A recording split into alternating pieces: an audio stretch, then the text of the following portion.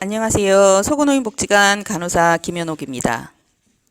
저번 마음건강 찾기 강의에 이어 두 번째 강의로 인사드립니다. 저번 강의 때 마음건강 실천 10가지법 잊지 않고 그동안 실천을 해보셨나요? 그동안 실천을 잘 하셨을 거라 믿고 1강에 이어 오늘도 마음건강 실천 5가지 방법에 대해 얘기해 보도록 하겠습니다. 지금부터 세로토닌, 도파민 업시키고 아드레날린은 다운시키러 가볼까요? 마음 건강을 위한 생활 제한 11번째. 적절한 단백질 섭취는 필수입니다.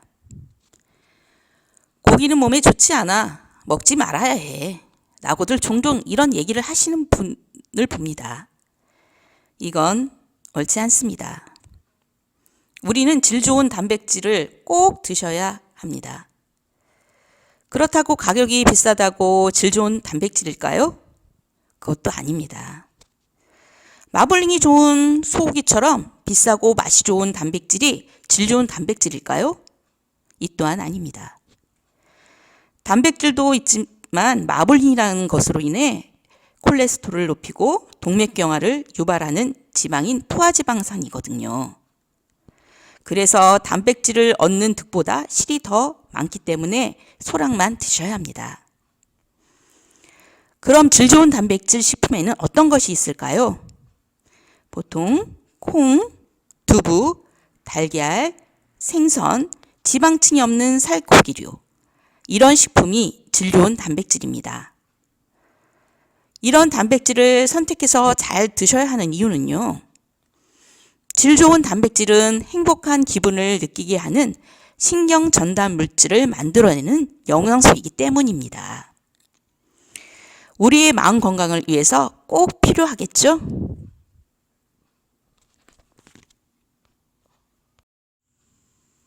마음 건강을 위한 생활 제한 12번째. 충분히 잠자기입니다. 수면 부족은 호르몬 불균형과 면역력 저하, 피로감 누적과 우울감으로 이어지기 쉽습니다. 요즘 같은 감염병 코로나 시대에는 6시간에서 8시간 정도 충분히 자고 수면의 질을 높이는 것이 우울감 해소와 면역력 증진에 중요합니다. 또 20여 분의 질 높은 낮잠 자는 습관도 좋습니다. 질 높은 낮잠은 기분을 개선하고 정신을 맑게 하는 데 도움이 됩니다. 특히 수면 부족에 시달리거나 교대 근무자, 업무 강도가 높은 직장인이라면 점심 식사 후 20분가량 질 높은 낮잠을 자면 기민성과 심리적 행동 능력, 기분을 상승시키는 데 효과적이라 합니다. 하지만 식후 바로 낮잠을 누워서 자면 식도염을 유발할 수 있으니 주의를 요합니다. 이런 습관도 중요하지만 가장 중요한 것은 규칙적인 수면 활동과 휴식입니다. 최소 11시 전에 잠자리에 들고 아침 6시 전 기상하는 습관이 아주 중요한 포인트입니다.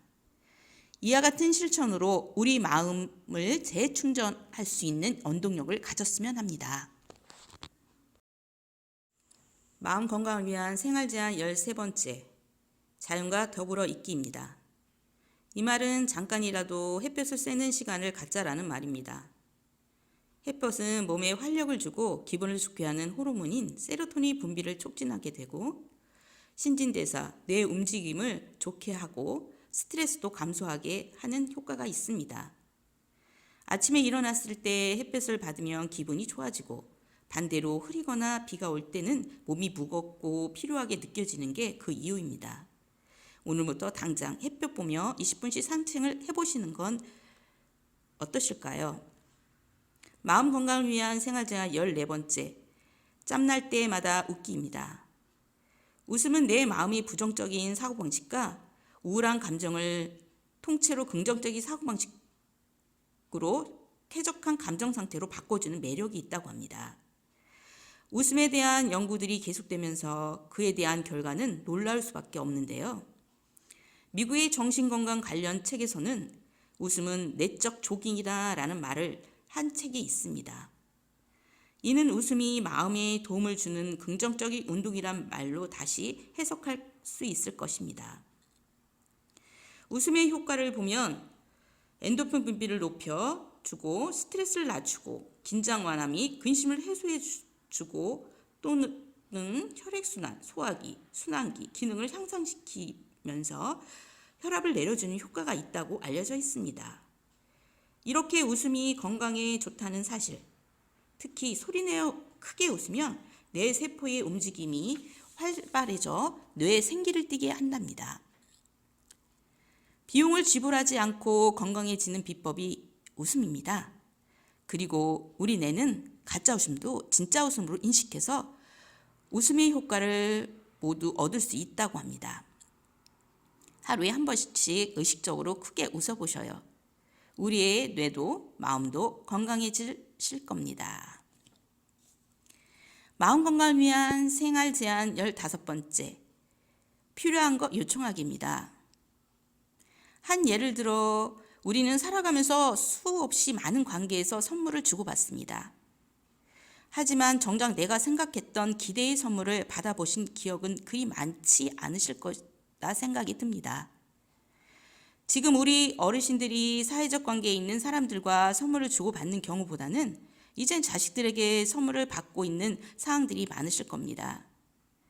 요즘은 의식이 변화로 현금으로 선물을 대신하고 계시는 분들도 많으실 것입니다.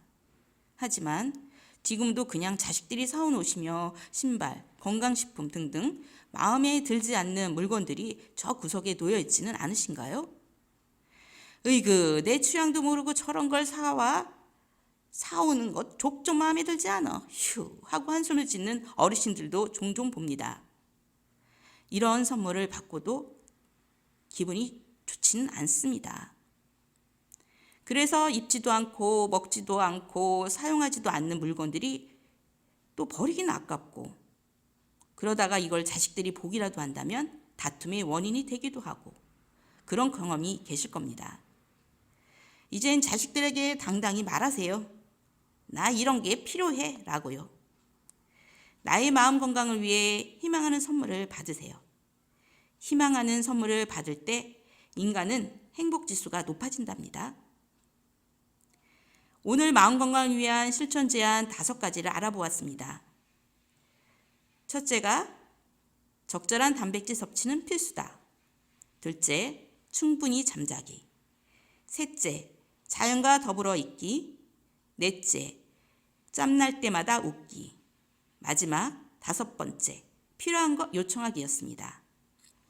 다음 시간까지 1강에서 배운 마음건강 10가지, 그리고 오늘 배운 마음건강 실천 제안 5가지를 잊지 마시고 실천해 보시고요.